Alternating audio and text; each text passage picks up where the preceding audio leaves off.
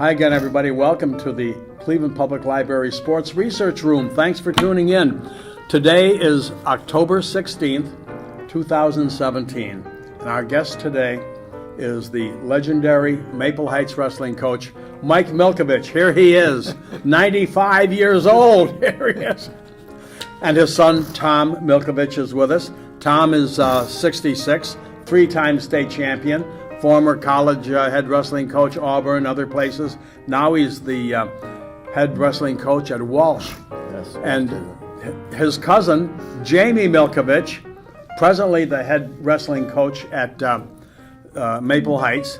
Jamie is the youngster of this group. He's 58. So here we are. I am sitting here with the greats, the true greats of high school wrestling here in Ohio. This is probably the greatest wrestling family of all time nationwide. So anyway, we are going to celebrate the career of Mike Milkovich today, and his 27 years coaching at Maple Heights High School, his 10 team state wrestling championships, 8 runners-up, his 40 individual state champions. So Mike himself has so many honors. He was once the National Coach of the Year. He's in the Ohio Wrestling Hall of Fame, a charter member, by the way, and he was once the National Helms Foundation Hall of Fame award winner. Now, I want to emphasize what kind of a family this is. Let me just read a couple highlights of what his sons are doing. So his son, Mike Jr., two-time Mid-American champion at Kent State. That's where Mike went to, Kent State. Dan Milkovich, son Dan, Mid-American Conference champion at Kent State. Son Pat Milkovich, two-time NCAA champion and two-time NCAA runner-up, three-time Big Ten champion, four-time All-American, and Big Ten Medal of Honor winner. Tom Milkovich right here with us, three-time Ohio State champion, four-time Big Ten champion, five-time All-American, NCAA champion. These are the members of the Milkovich family who are with us here today. What a day this is for the Cleveland Public Library. We've never had a day like this. And I know that the reason you tuned in is you're also interested. So where do we begin? Let's begin at the beginning. Mike, how did you get involved in wrestling? Well, as a 10th grader, we started wrestling at Garfield Heights. And I just fell into it. The sport fascinated me. Uh-huh. And I kept wrestling, that's all. You won a state championship at Garfield. Yeah. And then you won, what, national champions at Kent State? Yeah. So that's why that's a great Kent State connection here, too. And so then, did you ever coach or teach anywhere else except for Maple Heights? No, I coached at Garrettsville High School. Oh, sure. Football, basketball, and track. Uh-huh. I enjoyed it. Uh-huh. And then, what brought you to Garfield Heights? I mean Maple Heights, because you grew up in Garfield. I applied at Garfield Heights, and Maple Heights was a place to be. There's actually a good background story to that. The Milkovich family moved from Garfield Heights to Maple Heights in 1948. And my father, Paul Milkovich, was in the 10th grade in that year. And when they came to Maple Heights, they didn't have a wrestling team at all. So my Uncle John, who was at Kent State with my Uncle Mike, lent my father his Kent State University uniform, and they entered him in the state wrestling tournament in 1949 with the name of Maple Heights on, almost like an unattached wrestler, and he won the state championship. And they came back in 1950 and said they wanted to start a sport at Maple Heights after my father won the state wrestling championship, and he said to Bob Corse, who was the AD and the football coach, I got the perfect coach for you, my brother Mike. And my Uncle Mike came from Garrettsville to Maple to coach the team after my father had won the state championship in 49. Okay, when your dad won that championship in 49, where was that state tournament held? Was that at the John Hay Gym? Lakewood High School. Lakewood High School. They held them locally in those years. Yes. Uh-huh. And it was, no one even knew what school my father was from. He was wearing a Kent State University uniform, and, they never really had heard of Maple Heights. And when the Milkovich family moved from Garfield to Maple Heights, my grandmother termed it she was moving to the country. So that's really how he, So came that's in. what started the Maple Heights program? Yes. No team until Mike came over, until your Uncle Mike came? Yeah, my father was an unattached Maple Heights Really? wrestler who won the state title, and that gave the school, they were really proud of it, and they were looking for a coach. They initially had a coach who was an English teacher who just was a coach named Steve Fulton. His son eventually became the mayor of Lorraine, and my Uncle Mike had been, was coaching in Garrettsville, and that's how it all hooked up. Wow. So how did you do it? Why were you better than everybody else? I have no idea. I changed wrestling around. Yeah. How? In what way? How did you change it? I went and concentrated on takedowns. And he got this off of Myron Roderick at Oklahoma State, who was the legendary coach in his own right. Myron had won I don't know how many national championships, and he went to the clinic to watch Myron Roderick wrestle and or teach. And so when he came back with all these new ideas, and that's how he implemented and formed his team at Maple Heights after watching Myron Roderick. And Myron Roderick was a takedown guy, and so we concentrate on takedowns. And our philosophy at Maple Heights was, if we can take you down and we can escape, and you don't get a 2-point move on me during the match, I don't give you a takedown, a reversal, or pinpoints, it's impossible to lose. And so we went on that premise, and that was what everybody concentrated on Maple Heights. Didn't you guys do takedowns in the living room floor everywhere you were? Everywhere. They used to say, yeah, all they do is they're doing takedowns wherever they are. Yes. Well, we had a picture window that broke out several times because we went through the window in our front room. Really? Oh yeah, oh yeah. And we all run like heck because he'd go, "What in the heck happened there? The window broke out," and all the kids that were in there, we'd run like cockroaches and go hide. Yeah. So that happened many times. Well, why didn't others follow your philosophy? Or maybe they did, but they didn't do it as well. I think that's a key, Dan, is my uncle was a drill instructor in the military during World War II, and he would prepare the troops to go overseas. And I think a lot of Maple's training stemmed from almost like a military training. We were very regimented. We did a certain amount of things each day. We had a set drill session each day. We did them in the same order, the same time, and we did it a lot longer and a lot harder than other teams. Other teams tried to replicate it, but even when Tom was coaching at John Carroll in the 90s, they could not believe that we had done as much live wrestling as we did. Remember them saying, there's no way you guys wrestled that long. Right. And we did. Right.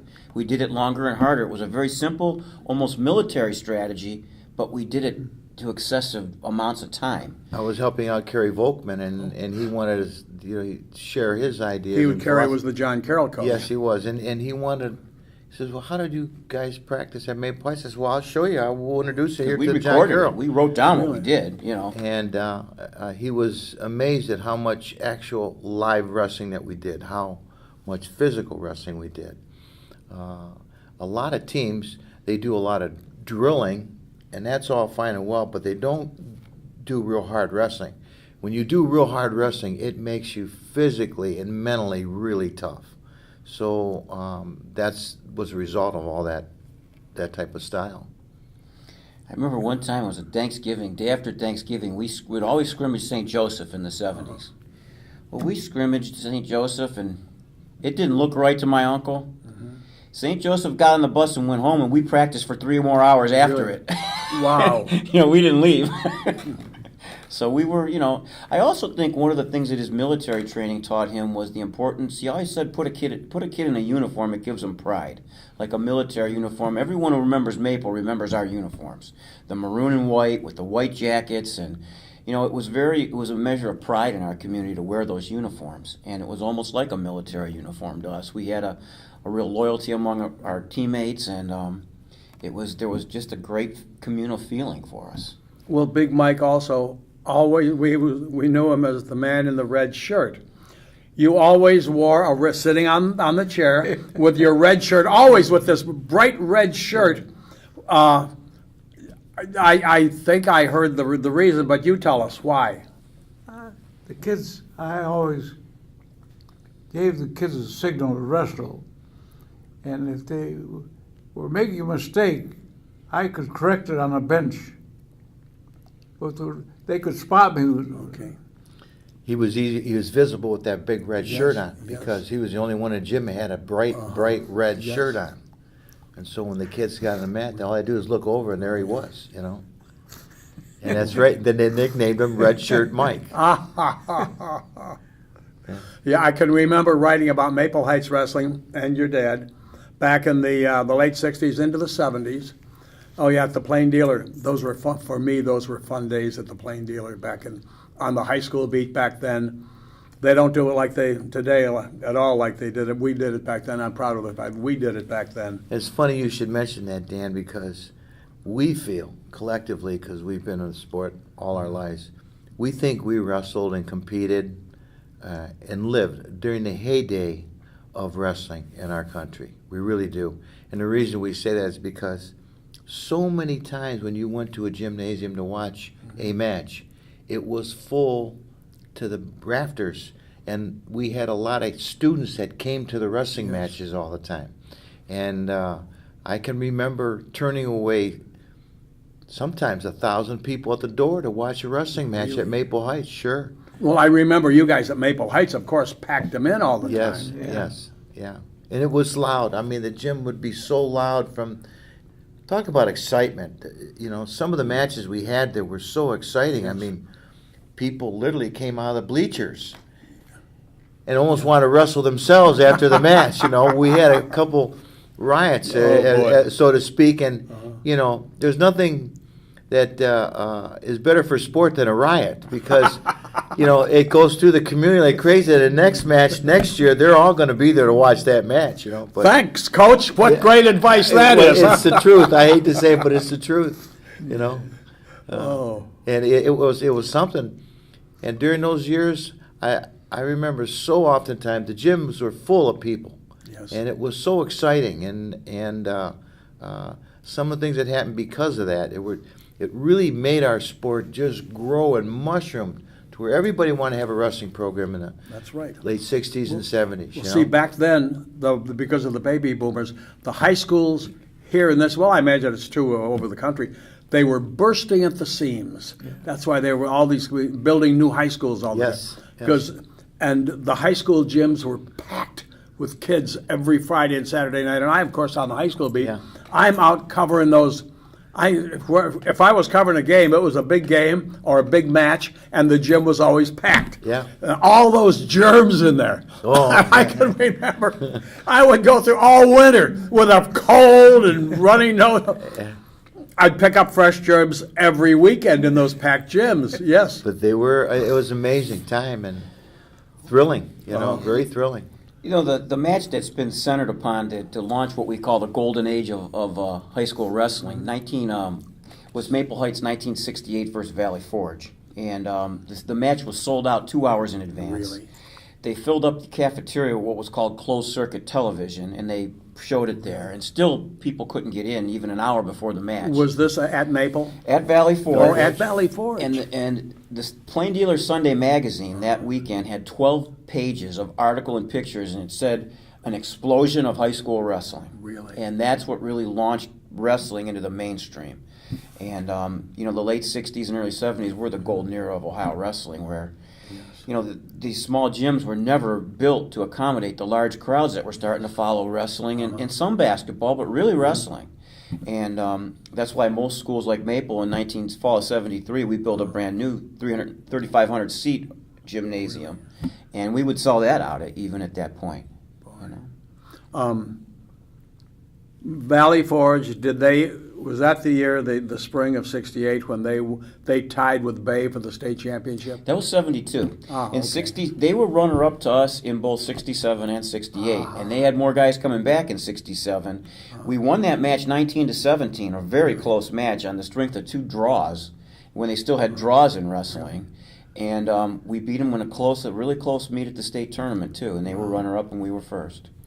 And it was really the classic matchup. And those days, Dan, it was so exciting to go down to the state tournament because no team could dominate the state tournament. I mean, we won state champions. My father won a lot of state titles, but sometimes he won the state. He won it by 2 points or 1 point. You see, and there was always a good team race because we had such parity. Now it's a no-brainer. Either St. Ed's is going to win it in Division One. And Division St. Paris Graham win, yes, That's yes. like St. Paris Graham that's a won foregone- 17 in a row. Have they? Yeah, 17 in a row. That amazing.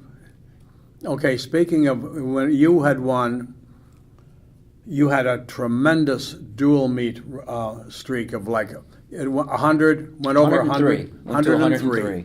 Okay. And what were the consequences of that?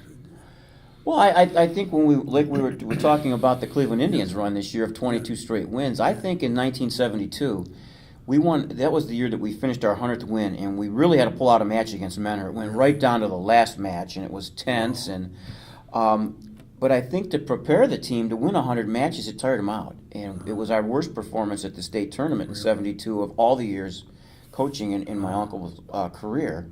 And I think that it wore the team out a little bit, having to win every week because they weren't that strong of a dual meet team. And the first match the following year, we lost the first match of the season to end at 103. And I think it was Who beat you in that? Garfield Heights. Ironically, Well, my uncle's alma mater, and yes. the head coach was Pat Palumbo, who had been his assistant coach for years. And we lost it on a disqualification, though. We would have won. There was a disqualification. They said one of our wrestlers had used an illegal move to hurt one of the other wrestlers, and it was, obviously a controversial call, and that's what cost us the match. Well, now, wasn't your wife on the school board at Garfield Heights? In fact, president of the school board, I think? She was president of the Maple Heights School Board, but she taught at Garfield Heights. Okay. She taught at Garfield. Okay. So, what did how about cutting weight and all of that? When you won a state championship, and it's over now, you come home from the state tournament, what would you do then? Gorge yourselves? What? Well, Tom, Jamie, what? You can only eat so much and drink so much, and then you really feel. When you're in really top condition, you never forget that feeling. It's like a feeling like, if you want, runners call it a runner's high. When you're in top shape and top condition, you feel like a cat. I mean, you're so quick and you're so agile and you think so clear. And when you sit down and you glutton yourself at a table for whatever, you really feel, I personally would feel terrible inside about it. So I never really did that, But I enjoyed myself, don't get me wrong, because after cutting a lot of weight, you enjoyed a whole bottle of pop or a whole bottle of orange juice or whatever.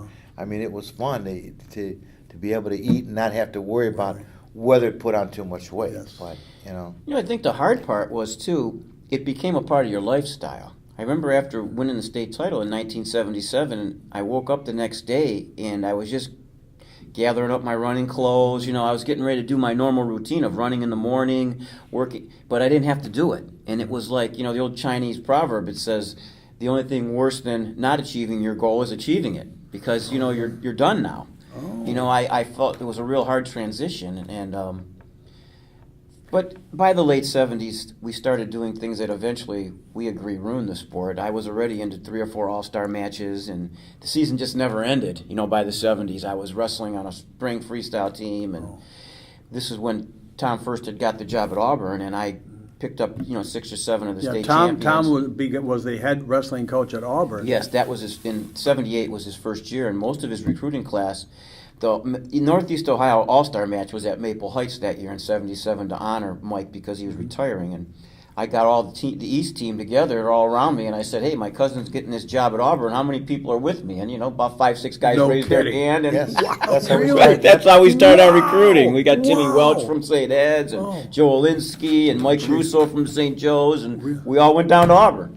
That was our recruiting. And coincidentally, that year I was the National Rookie Coach of the Year because of Jamie getting these kids together from Northeast We, Ohio. Yeah. we'd wrestled all-star teams together for years, and we just all took it Yeah. straight down to Auburn. Yeah.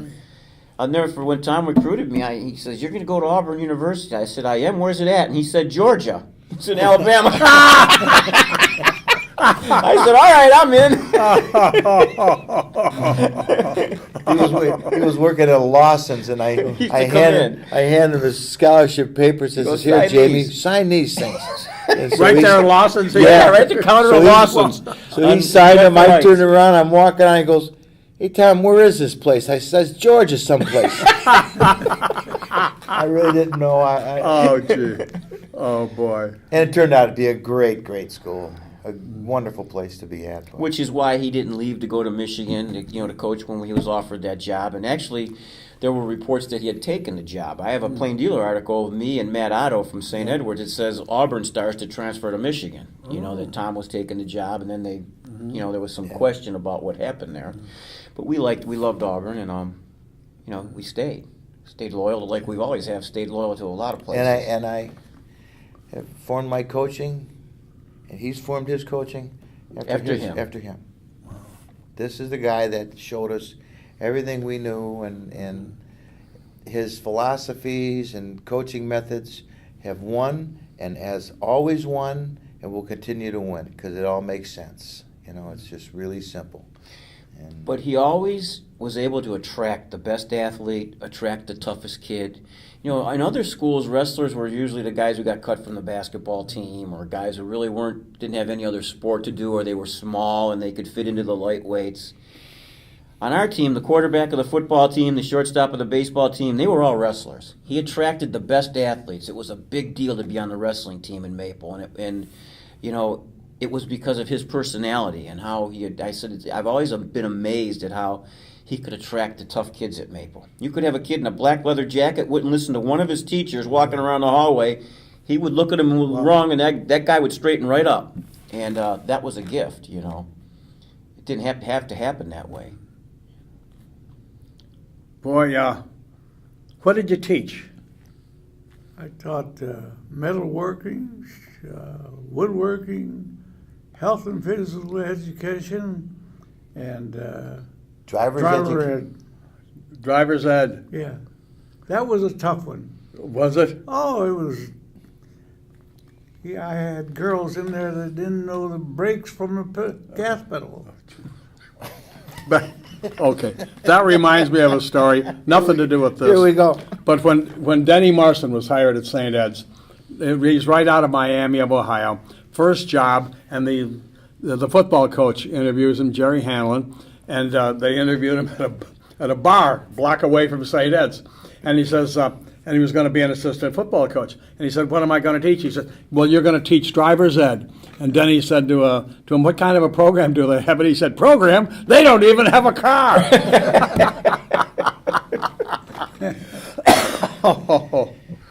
Well, just about every kid that went through Maple Heights took driving through my father. And over the years, how many people have come up and we asked, "How's your father?" "He taught me how to drive, He'd have me drive to Farmer Jones and pick up a basket of apples. He'd have me drive.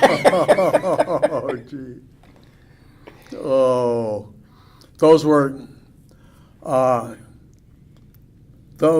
was, I consider that era the heyday of high school sports. Yes. Parma and Valley Forge. Yes. And they'd meet in football. That Yes, was big That was rival. always like week 7. Yeah. And they'd always pack Byers Field, 13,000 people there. Yeah. Well, in wrestling, we seem to be everybody's rival. Sort of like Notre Right. Dame is in Oh, yeah, football. right, yes. Menor was a big rival for us. Yes. Bedford was a big rival. Garfield. But the Menor matches took over as the 60s ended and Did the they? 70s began. 1974, we had obviously the incident at the match, which Yeah. was termed a riot. But by 75, I've had people, I taught when I was teaching, one of my friends, we went to Bedford. He said, "Jamie, I went out to 1975 to watch the Maple-Menor duel match, and they told me there was no room. They don't even fill the stands for the district Maple final. Menor? Maple at Menor. That was a dual meet in that big gym that it they was had? completely sold out, and they were turning people away outside. Really? And he said I couldn't get in. He was from Bedford, too. He had no allegiance to either team. But we took 2 buses out there to Menor, A police car got in front of us. A police car got like they bring the Ohio State football team in, you know. Really? And when we got to Menor, there was a line of police dogs we had to walk through. What? We walked through a line of police dogs into the gym. Wow. And we know with our duffel bags. And, Really? And the gym was electric. You know, I mean, it was filled to the capacity of the Menor gym. And we ended up winning a close match. It went down to heavyweight. Really? And like I said, those were the heydays, in my opinion, because I don't think we'll ever see that again. Wrestling's evolved into a different animal altogether now. They're concentrating on wrestling year-round, which I've never believed in, and we've never been a believer in wrestling all year long, because we think there's so much more to life than, you know, because you only wrestle for a certain amount of times, and then you got to go on to life, you know, and doing the game of life. But they've done that, and now there's so much tournament wrestling that these kids have to do all the time. During the season? During the season, tournament wrestling. Just about. I mean, some of these kids have 60 matches coming into the tournaments, you know, at the end of the year. Well, my record, I don't know what your record was, Jamie, but my record coming out of the dual meet season was 13-0 going into the sectionals. And what are some of the records now today? Well, I have wrestlers going in there with 50 wins into Really? the state tournament. 50 matches before the sectional tournament. I only yes. won 35 varsity matches in my whole career at Maple. But the difference is, all these are tournaments, and you can see people really don't want to stay, no matter what you're showing in a gymnasium. It's hard for them to sit 2 days all day long on a Friday and a Saturday to watch anything, let alone hard bleachers in a gymnasium to watch wrestling matches all day long. You couldn't watch basketball all day long. You couldn't watch football all day long. You would get, by then you get so tired of it. But in those days, we had 13 dual meets. And the dual meets, everybody showed for them. You know, the kids showed, you had all the kids from the school come in. We had pep bands, and we had a pep girls group that was 60, 70, 100 girls would show in. Yeah, and it was just a heyday, and it was the way it should have been, you know. But they've gotten away from that in our sport. And you've got one of the big ones at your school at Yes. Walsh, the Ironman. The Ironman tournament, without a question. And they covet that tournament because it's one of the best in the United States. Yes. They come from all over the country. All over the country. Yes. Yep. The very best that there is in high school sports. But again, that's a rarity. But all these other tournaments, the type of tournaments they have, you're not showcasing the best in the country. You're just having a tournament for the sake of giving your kids more matches for that particular day, because they can wrestle 4 or 5 or 6 matches in 2 days, you know, which gives them more experience, but it's bad for crowds, you know, because nobody really wants to sit there so long in a gymnasium to watch that. Yeah, back then there was no Ironman, but back in the real old days, there was the Brecksville Christmas tournament, and that was it. Yes. 100% right, yeah. And we didn't even go to it. We went the first 2 years, and then we stopped going to any Christmas tournament. Why? He just didn't. My uncle didn't find it beneficial. Really? We would practice. We wish we would have went to the Brecksville tournament. He'd get us in there at Christmas vacation and practice us about 5 hours a day. It was brutal. We went at it, you know, over that break. So, but it was, again, there was so much drama in a dual meet between two teams, and the people liked that. Were we gonna change this kid and bump him up a weight class or 2 weight classes? You know, and so this strategy came in place. Now the rules are you can't bump a kid up. If he bumps up, he has to recertify at a different weight. But in those days, you could bump a kid up 2, sometimes 3 weight classes if you wanted to.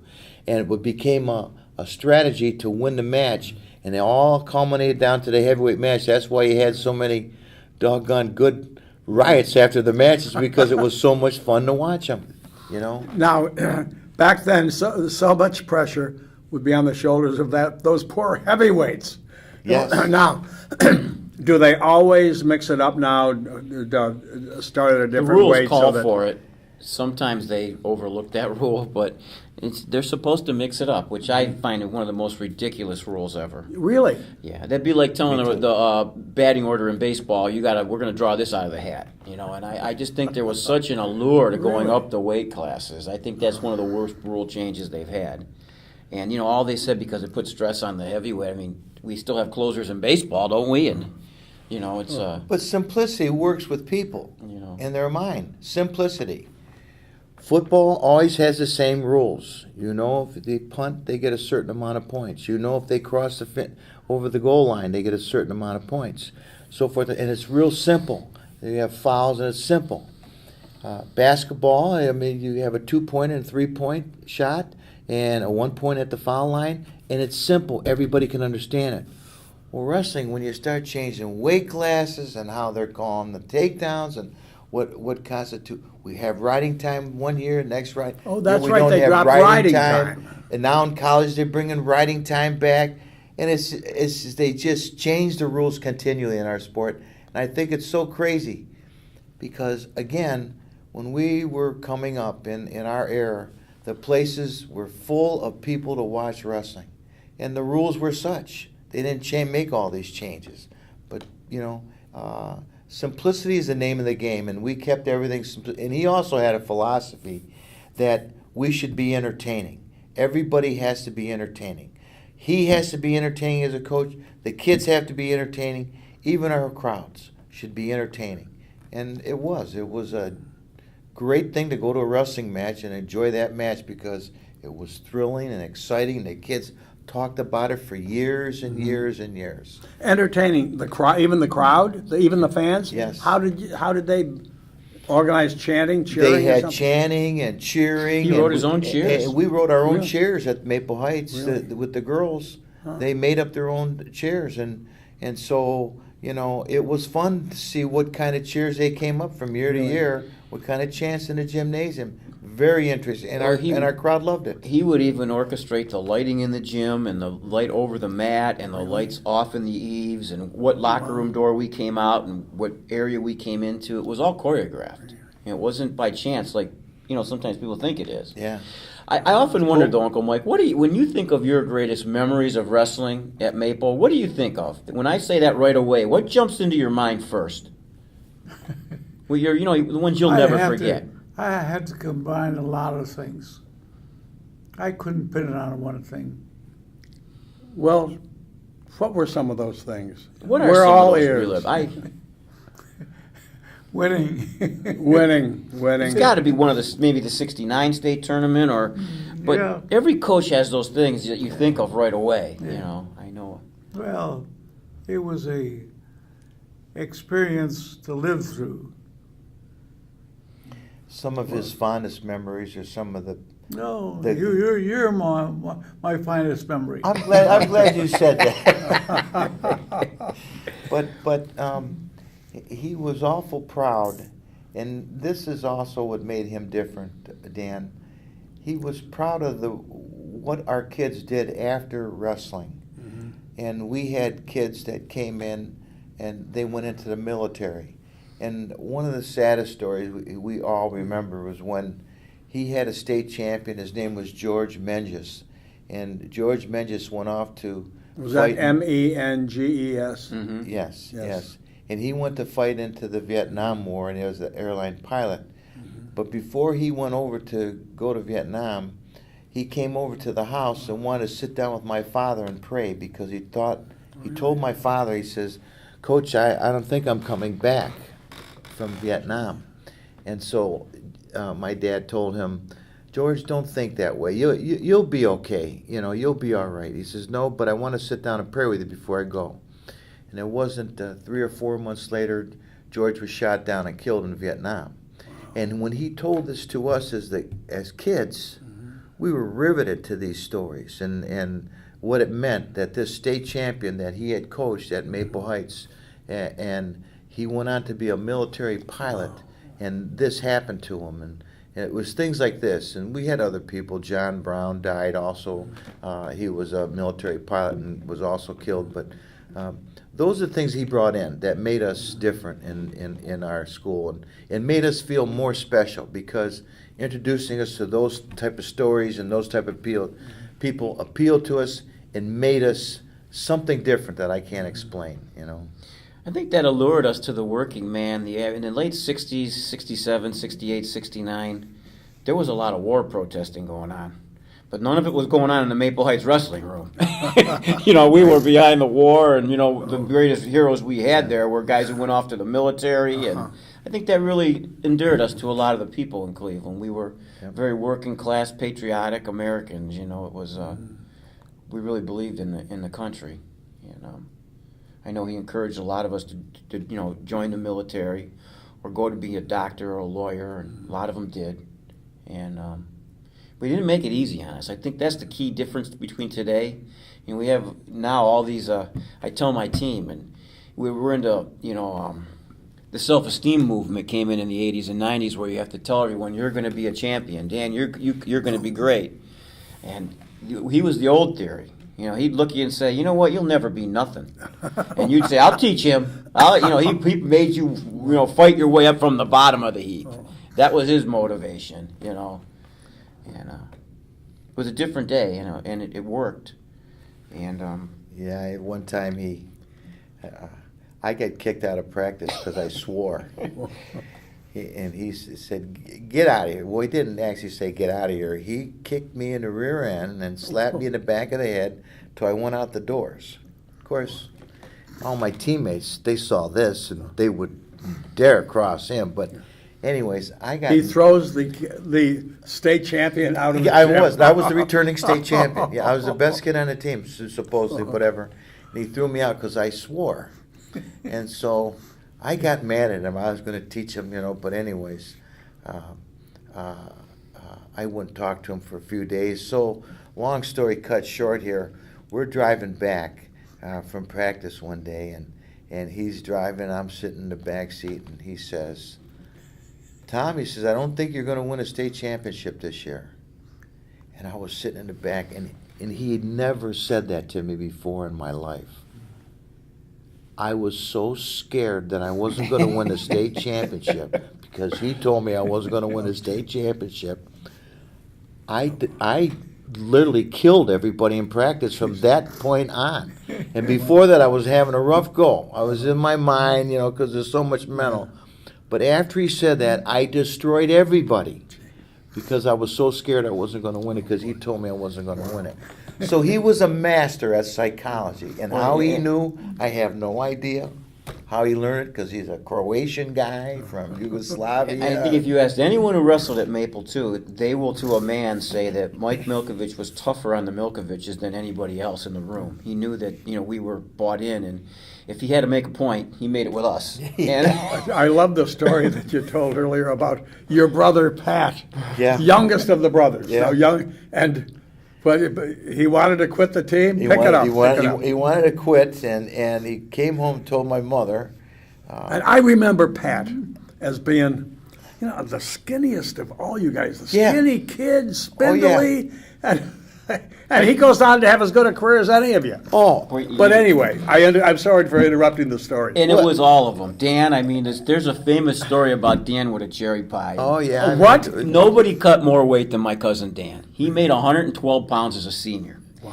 And all week, he bought a Hostess cherry pie, and he hid it in his coat because he knew that Big Mike wouldn't let him eat anything like that after weigh-in. So he weighs in, and he said he's peeking around the locker to see where Big Mike's at. And on the other hand, he's putting this cherry pie in his mouth, and he stepped back one You second. mean one of those little round round cherry cherry pies? I pies. remember Yeah, those. yeah, He yeah. puts his head out again, and Big Mike's right there and looks at him and says, "Cherry pie!" He grabbed it and smashed it in Dan's face and started rubbing it around. Oh my God! Nobody- Let's get back to your brother Pat. Okay, well, so anyways, Pat says to my mother, I don't like wrestling. I think I'm going to quit.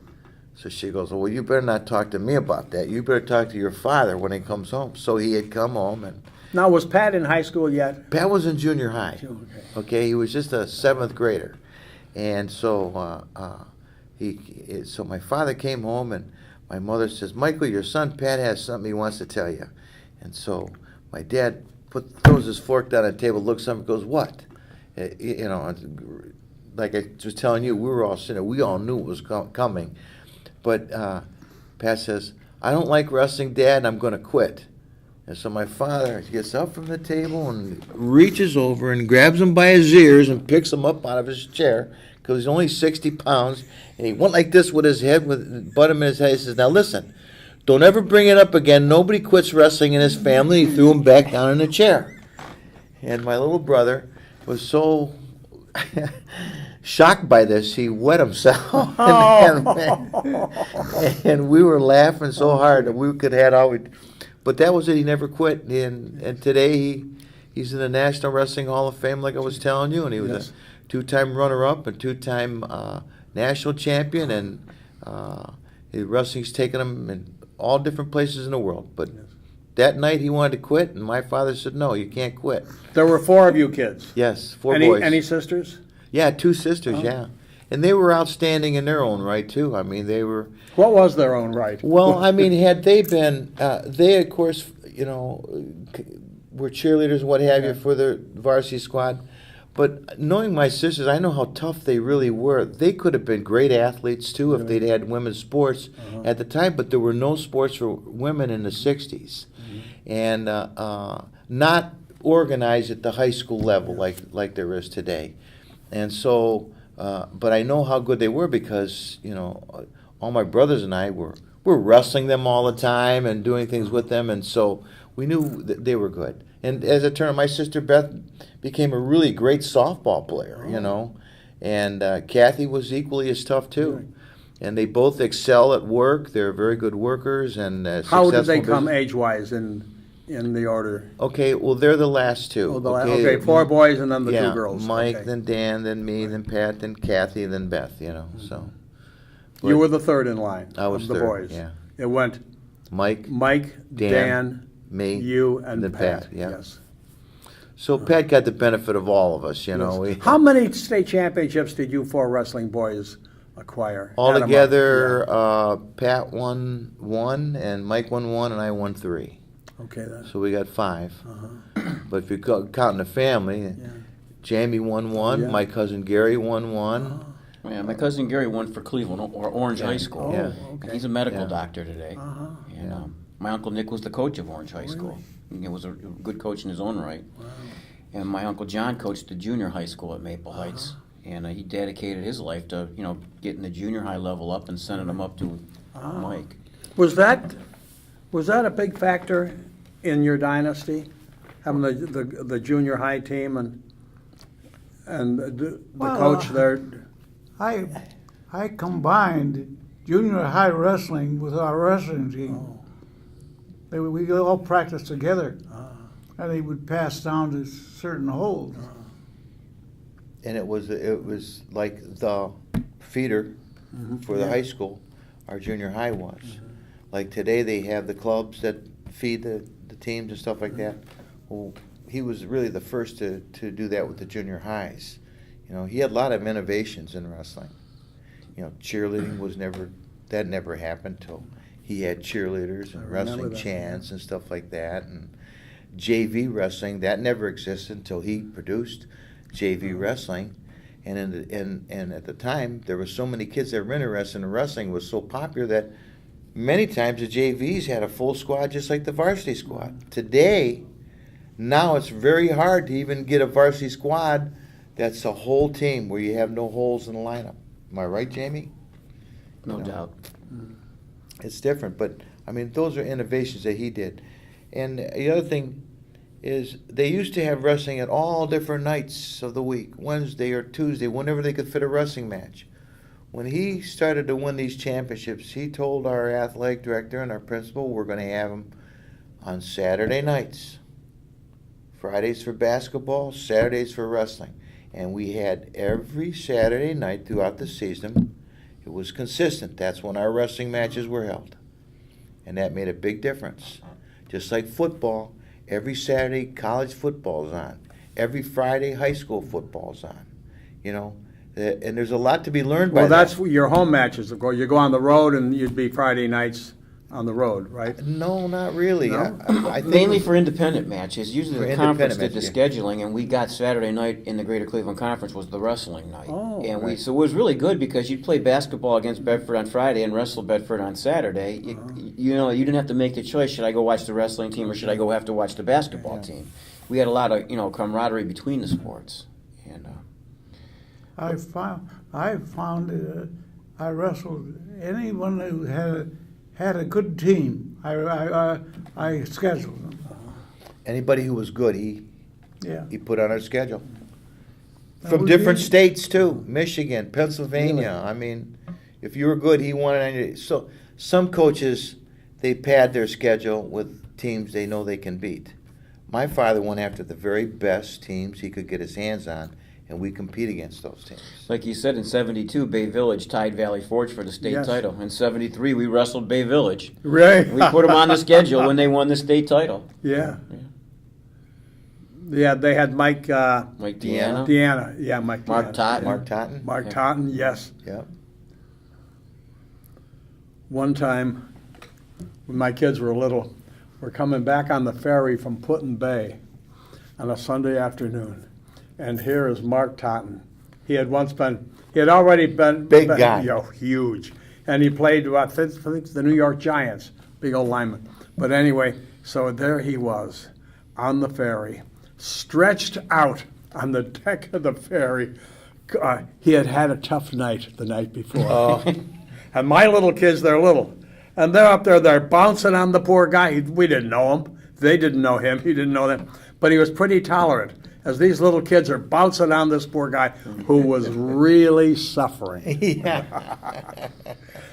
We throw a party every summer for Big Mike, and we invite not only Maple wrestlers, Yeah. but and Mark Yeah. Totten came last year. Did he really? Yeah, Yeah. he's a banker. He lives in Revere, Richfield, Uh-huh. and we knew him pretty well because he wrestled and played football at Florida when we were at Auburn, and he was in our Oh. conference. And Uh-huh. I think initially he went to Green Bay and then to the Giants. And but what a great athlete, and still just a really great person. Oh, that's good to hear that he's still around. And there have been a lot of great people in wrestling, not only from Maple Heights, but from the whole area here in northeastern Ohio. It is so rich in tradition and so much competitiveness amongst these people. Over the years, it's been fun for us. Yeah, and there are some guys that are still around, like Vince Bertucci. Yeah. I don't know if he still comes to matches, but I know he's still around. So Vince comes still. I Yeah, saw he him was. at the He district wrestling this officiated year. for a long time. Yeah. Dick Bonacci's still alive. Dick Bonacci is. Yeah. Wow, the old Cleveland State wrestling Yeah. coach. Yeah. So. But now, let me recap, Tom, your coaching career. You were the head coach. Was that your first head coaching job at Yes, Auburn? yes. Okay, Auburn. And then you get the offer from Michigan and you turned them down Yes. because your athletic director at Auburn said, no, we are not going to drop wrestling. Yeah. A couple months later, they dropped wrestling. Yes. And so then, what did you do then? Did you stay there or Well, what? I didn't know what to do because, I still had this burning desire in myself I wanted to win the national championship in wrestling. It's always been my goal. With a team, With as a a team, coach. with a team of kids as a coach, right. So, I went and I was selling paper in Columbus, Ohio for a few months, and then North Olmsted called me up and said, we really need a coach up here at North Olmsted. I said, I'm really not interested. My heart was broken from what happened at Auburn University, and I didn't want to get broken again. It's like a love affair, I guess, but there anyway. you were a big-time college coach, Yeah. and now to go to high school. Well, Yeah, there yeah. was one stop in, but you were the assistant at Iowa State right after Auburn. Yeah, Oh, yeah. okay. And was it a year? But I volunteered there, and just for a year, and so then after that, I took the head coaching position at North Olmsted. Had a wonderful program there, wonderful people. We were second in the state 2 of the 4 years or 5 years I was there, and we set records everywhere. The kids were wonderful there. The parents were wonderful. Then I went over to Maple Heights and became the president of the Board of Education there. You did? And athletic director at Garfield, right. Wow. And then I was... Wait a minute, there's a pattern here. You were working at Maple, Yeah. but you were on the. He was on the Maple On School the- Board and worked at Garfield. Oh, that He was the AD it. at Garfield. Exactly. Okay. But at the same time, I was overseeing the wrestling program at Garfield Heights too, and I hired one of my assistants and one of my teammates to come over and help out at Maple Heights, Conrad Callender. I talked to Conrad about 10 years ago. That's yeah. right, and Conrad became the assistant coach there at Garfield Heights, and they won the state championship at Garfield Heights. Then after that, I took the job at Glen Oak High School, Canton Glen Oak Oh, High you School. did? Yeah. And then from there, I went to Nordonia for 3 or 4 years, and then I retired from teaching and coaching here in Ohio. I went down to help him out over in Florida to help take care of him. Uh-huh. And while I was down there, I took the head coaching position at Coral Shores High School there. Really? Yeah, in the Florida Keys. That was different, Dan. That was very, very different. Coming from northeastern Ohio and then going down to the Florida Keys. But then Did they take wrestling seriously down there, the kids? Or were they all beach? Not really. They came off the beaches. They would come in as juniors and seniors. Say, "Hey, coach, can I wrestle?" And I go, "Oh my gosh, this is the first year. We have kids up here that have been wrestling since Yeah. fifth Right. grade, fourth Yes. grade. Uh-huh. They already are. Yes. Those kids down there." At the same time, I had a heavyweight to come in. I was blessed, and my heavyweight won 2 state titles and won the national championship. So I was blessed with this Dante Giovanetta. Anyways, but after that, this thing with Walsh came up, and it was really funny how that evolved. Michael Simon, who wrestled at St. Edward's, who's the Iron Chef and has the chat and everything. He called me up and wanted to get a hold of Bill Barger, and he asked me if I knew how to get a hold of Bill Barger. I said, I'll find out for you, Mike. So I called the athletic director there at Walsh, and Barb Salata, nice lady, and and Barb said to me, she says, I said, looking for Bill Barger's phone number. She says, we thought you were applying for the head coaching position really? here. And we were so excited. And I started laughing. I said, no, I just called for Bill Barger's phone number. Oh, and geez. so she said to me, well, would you think seriously about being the head coach here? No kidding. And I said, okay. She says, I'll give you a call in about 5 days because I have to go on vacation for 5 days. So she came back from vacation. Sure enough, she called me. I said, okay, tell me about the Walsh Jesuit job. And she said, well, this is what it is, and this is what it is, and we would really love it if you would take the job. Okay. So I said, well, we have a hurricane coming down there. Yeah. Unfortunately for the Wow. hurricane destroyed our place, so he can't be down in Florida. So here I am at coaching at Walsh. Gee. All because of Michael Simon's phone call. Wow. Yeah. And okay, before we get back to that, what's the upshot of your house was destroyed down there at Marathon, Florida? Yeah. Wow. And you just spent 3 weeks working on it, Yeah. fixing the roof and all that. I had Is it going to be habitable? It will be, because we had a block around the whole perimeter of the house, a cinder block, and that held up, okay? But the storm did take part of the roof off, and we were lucky because a lot of people lost their whole roof or half of their roof or whatever, but had to repair the roof.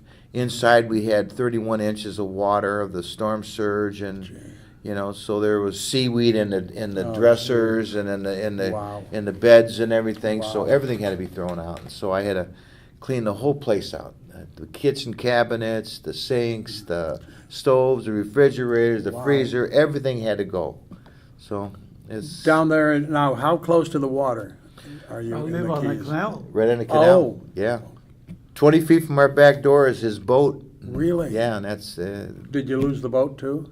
no. We tied the boat to some palm trees there and a davits, and it stayed right in that area, kidding. and then rested down back Really? after the storm. So we were lucky. Wow.